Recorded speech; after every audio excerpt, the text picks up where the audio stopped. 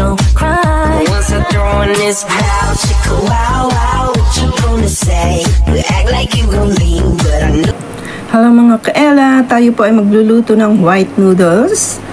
At ating pakukuluan niya ng 6 to 8 minutes. And then, habang pinapakuluan, magluluto po tayo ng sunny side up. And magsisred po tayo ng cucumber. Pero habang nagsisred tayo, paki-like po ang ating video na ito at subscribe. O, ayan po ang ating mga ingredients. Yan, nagbukod tayo ng coriander at ito yung chinap-chop natin. Dadagdagan natin ng green chili. Actually, red dapat yan pero ayoko ng sobrang anghang. Kaya green na lang muna ang ginamit ko. Kaya, depende po sa inyo kung gusto nyo red. Pero sa akin, ayaw ko kasi nung sobrang spicy. Ayan, nagdagdag tayo ng minced na garlic. O yan, bubuhusan natin ng kumukulong mantika para maluto ng konti yung bawang at lumabas yung kanyang aroma. Ayan, nangangamoy na po at ako'y nagugutom na. O ayan, lagay na tayo niyan and then halu-haluin po natin pag nailagay na, naibuhos na yung kumukulong mantika. Dagdagan natin ng soy sauce. Mga 2 teaspoon ang nilagay ko para po sakto lang sa panlasa ko. Pero depende sa panlasa nyo yan. Pwede po kayong mag-adjust, pwede nyong dagdagan. At yan, nilalagay ko ang vinegar. Yan ang Chinese black vinegar.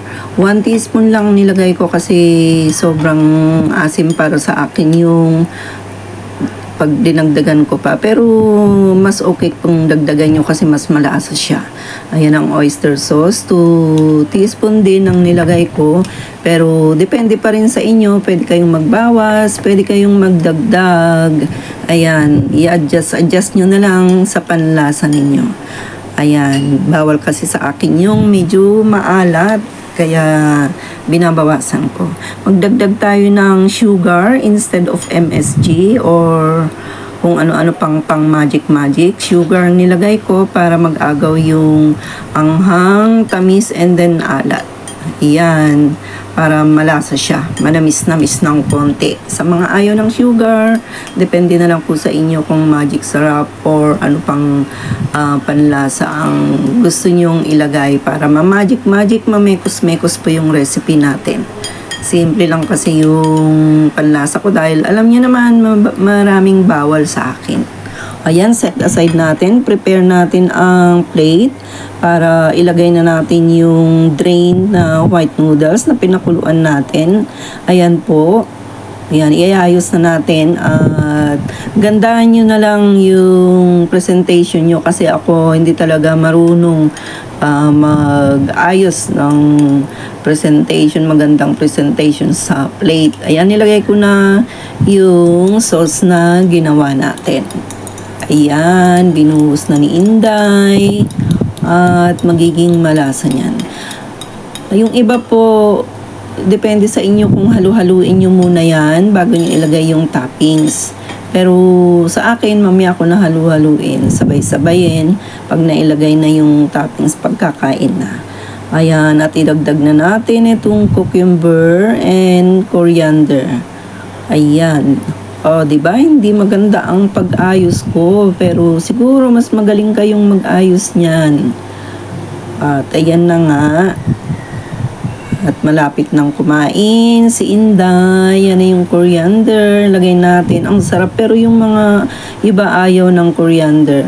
Kaya pwede rin hindi lagyan yan. At spring onion instead. At kayo ang bahala. Pwede namang wala. Ayan na si sunny side up. Ayan. Buo ang pula, hindi basag. O, diba nakatsyempo rin? O, diba? Ayan na, ready na. O, lagyan natin ng toppings na sesame seed. At actually, masarap din lagyan ng yung mani, yung adobong mani na dinurog. Masarap din siya pero walang available.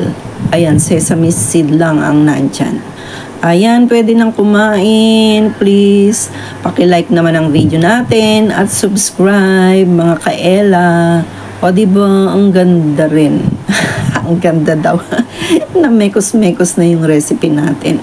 At tiyak magugustuhan nyo yan. Napakasimple lang at madaling lutuin. Madaling i-ready para sa ating lunch. Pwede rin pang breakfast yan, pero ako lunch ang ginawa ko. Ayan, kain na. Thank you for watching mga kaela. Ayan, God bless us all. Have a good day. Thank you for watching.